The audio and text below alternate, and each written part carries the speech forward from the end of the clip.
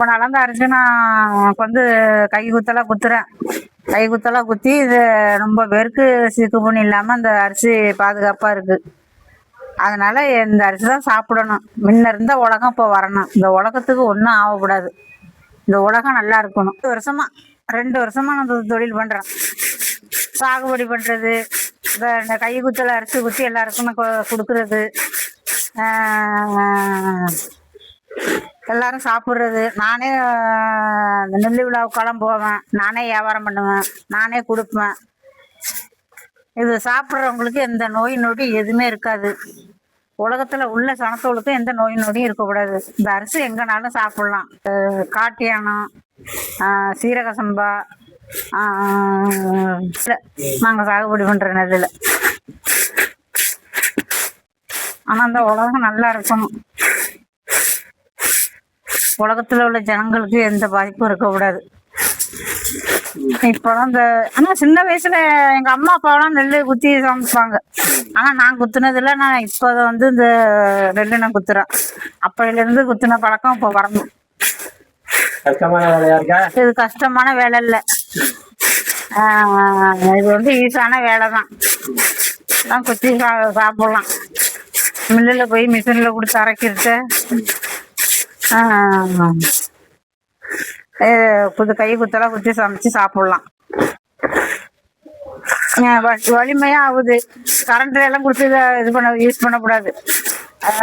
கை குத்தலாம் குத்தி தான் சமைச்சு சாப்பிடணும். இது எல்லாமே ஒரு இடிப்பம் முடிஞ்சதுங்கெல்லாம் ஒரு புட்டை வச்சு சாப்பிடலாம், ஒரு களி கிண்டி சாப்பிடலாம். இதில் இந்த சத்தான பொருள் இது. அதனால் இதை நல்லா பயன்படுத்தலாம்.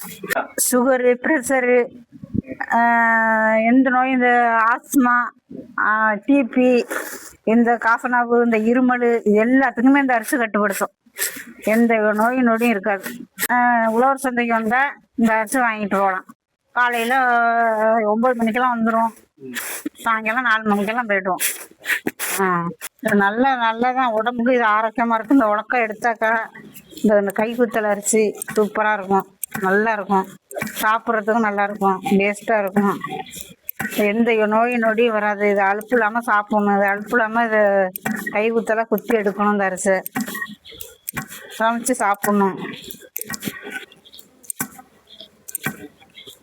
2 வருஷமா வந்து தொழில் பண்றாங்க. 2 பேரும் இருந்தோம்னா உலகம் பூரா போகணும்.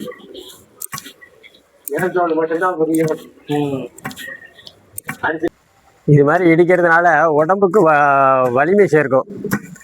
இதை காலையில் ஒவ்வொரு வீட்லேயும் இது மாதிரி உரல் உலக்க வச்சுக்கிட்டு பாரம்பரிய நெல்லை வாங்கி வச்சுக்கிட்டு அவங்கவுங்க ஒரு அரை மணி நேரம் குத்துனா போதும். வீட்டுக்கு தேவையானது கிடச்சிரும். அவங்க உடம்பு நல்லாயிருக்கும். இந்த வாக்கிங் போகிற நேரத்தில் இந்த வேலையை பார்த்தாலே போதும். உடம்புக்கு நல்லா சுறுசுறுப்பும் இருக்கும். காலுக்கும் நல்லா பலமாக இருக்கும். அந்த மாதிரி இதில் உள்ள மேல் தோலை மட்டும்தான் இது உரிக்குது. உள்ள சத்துக்கள்லாம் அப்படியே இருக்குது. இந்த அரிசியில் மில்லில் தீட்டுனா இந்த சத்துக்கள்லாம் போயிடுது. மேலே உள்ள சத்துக்கள்லாம் போயிடுது. அதனால் இதை கைக்குத்தல் அரிசியாக சாப்பிட்றது தான் நல்லது. இது பயிர் பண்ணால் மட்டும் பத்தாது. இதை கைக்குத்தல் அரிசியாக சாப்பிட்றது ரொம்ப நல்லது. அதனால் எல்லாருமே நுகர்வோர் வந்து இதை முக்கியமாக கவனிக்கணும்.